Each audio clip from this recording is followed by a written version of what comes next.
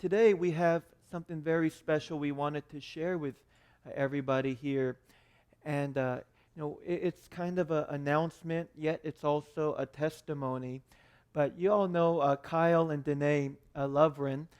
They have actually been with us from the start of the church. We were actually meeting for about 3 months, just praying and planning before we ever had our first service, which was May the 5th of last year. Was it last year? Yeah, of last year, right? Well, no, of 2 years ago. Yeah. Oh, okay, sorry, of last year. It feels like we've been doing this for 10 years. Eh? When you go through a winter season, it's like everything gets, anyway. But, they've been with us for since the beginning, and really, Danae has been probably like the unsung hero of the entire church over the last 17, 18 months. Danae has been running the kids ministry, and that is probably the most underrated ministry in the entire church because our kids ministry is rocking. God is moving in our kids ministry. Yeah. And you can ask some of the parents and see what God is doing in the lives of their children. And even from a very young age, these people are experiencing God and coming to know Jesus, and the Holy Spirit's working in their lives. And it's just amazing. You know what they do back there? They don't just play games and keep them busy and make them watch, like Sesame Street for an hour and a half. They train them, they activate them, they pour into them, they get them full of the Word. And really, Danae has been doing that ever since we started the church. And being in kids ministry, there's a lot of sacrifices you have to make because you don't always get to be in the main service. And Kyle's been running around everywhere doing all kinds of things. And Kyle has, especially at the beginning of the church, he was like my right-hand guy. Whenever I needed help, I looked to Kyle because I trust Kyle wholeheartedly. He is such a dependable person.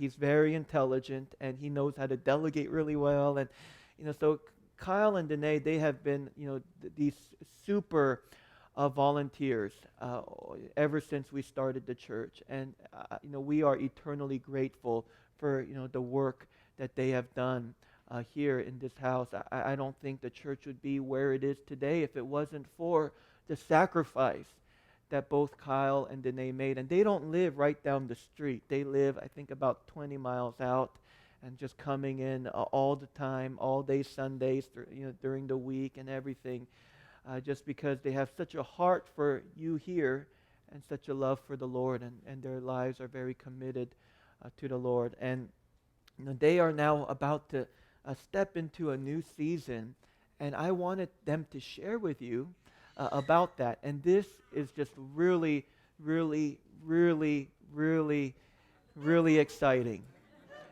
And I have to warn you, you may be tempted to be a little bit jealous. But jealousy is from the devil, and we bind the devil.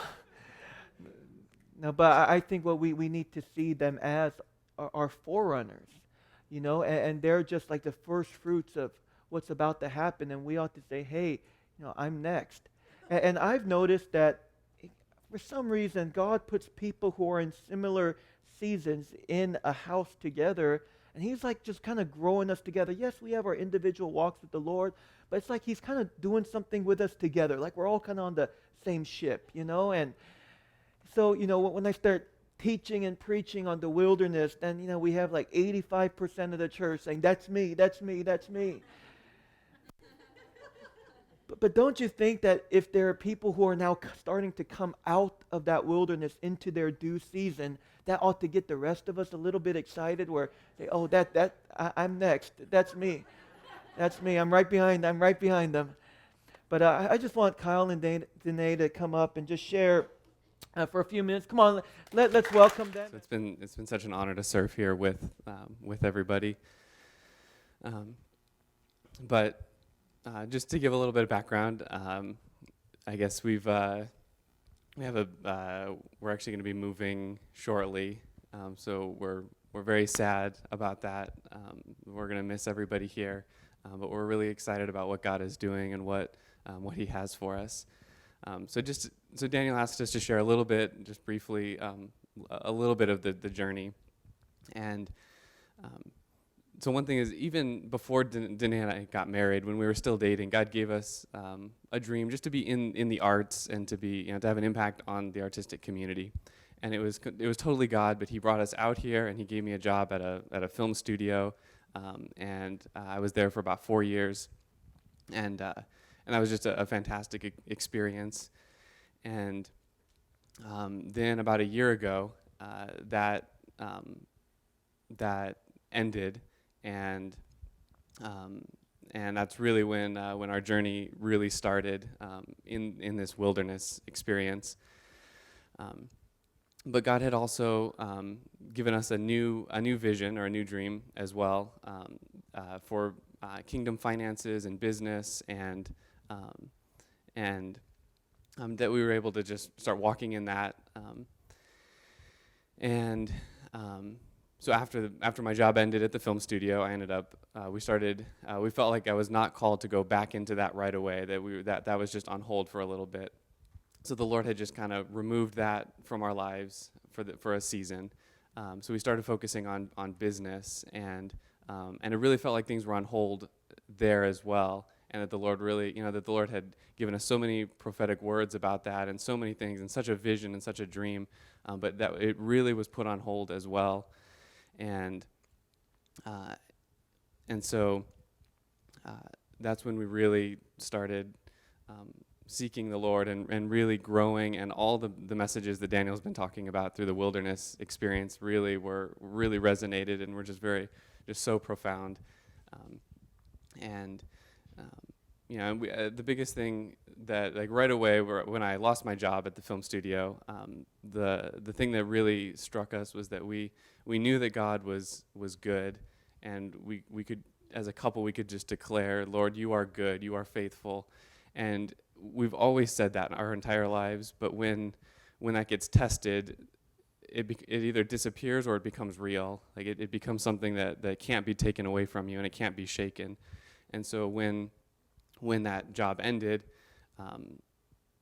God allowed that to happen, so we could say, do we really believe in this? And it was very powerful to really be able to declare that and choose God is good, like no matter what the circumstances are.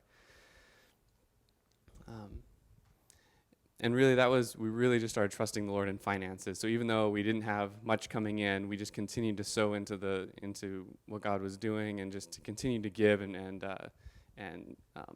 just trust in the Lord, and just say it doesn't matter our circumstances. We just really wanted to trust in the Lord. And then we got to a point where we just realized that all these things had been just taken away, like the dream for being in the artistic community, and the film job that was taken away, that the business and finance that had been taken away. And the Lord was just being like, just wanted us to just hold on for just a minute, or just to slow down and just to trust in Him. And so we got to a point where we realized, like, God is enough. Like, it doesn't matter what we have. Like, we're happy with absolutely nothing as long as we have God. And it just really got to that point. It hit us very strongly one night, and then it felt like there was a season where God started reawakening that dream to go back into the film industry, or to go back into specifically it's visual effects and like computer animation, and so there was a job opening. I put one resume out, and after that one resume, they called me up and they said, we love your resume. We're actually going to create a position for you that didn't exist before, because we saw your resume and we just need you. So all of a sudden I was like, oh wow! So that just completely changed what we were, just our whole our paradigm. And so we started thinking about, and it was in a different city. And so we were actually, and this was, I guess, in June sometime in the summer. But we're starting, okay, let's, we're start to say, okay, how do we move? It's actually even out of the country. So it's like, okay, how do we get ready for that? And how, what do we need to do? And just getting really excited about that. And And then about 2 weeks later, I get an email from the recruiter, and he just said, "Oh, they actually just filled it without me even knowing it. They filled it internally, and so the position's now gone." And so all of a sudden, I was just like, what's going on? And so that was very, very difficult, very hard. And afterwards, the Lord just started to reveal to us that He just wanted to make sure that that wasn't our salvation, that we weren't looking to a job. Yeah, that it wouldn't be an idol. That He was like, I brought something so close, but I want to make sure that you're not going to cling to that and hold on to that instead of me. And so it was gone. He just wanted to see how we would react.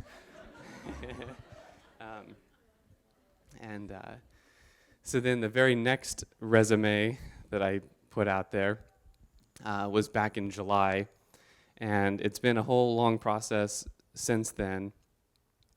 But they ended up, I did a number of interviews with them, and then it was just about a week ago that we heard officially that they did want to hire me.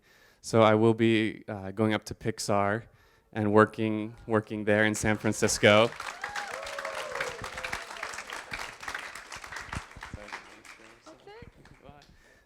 So we've been so blessed, and just the whole process that God has brought us through, and just the serving and the sowing and what we've learned and how we've grown has been just tremendous in this season, and we're so grateful. And I feel like there's so much more we want to learn, and we're excited for this new season, but we definitely really cherish this season that we've been through, and just the time with the Lord and what we've learned and what we've done. And so it's just been a fantastic journey. And Okay. Yeah, I just wanted to share, I had this thought this morning. First of all, we could not have gone through what we just did without this family. So grateful. I'm gonna try not to cry, but that the wilderness time, really, I shared this at the women's meeting, just to embrace it. It's so special. I've never encountered God so deeply and in a different way, and revealing different facets of Himself ever before. Almost to the point where now we have this amazing abundance coming to us, and this opportunity, and I'm already I miss the wilderness a little bit, because Jesus was just so sweet there, and God was so gracious to us.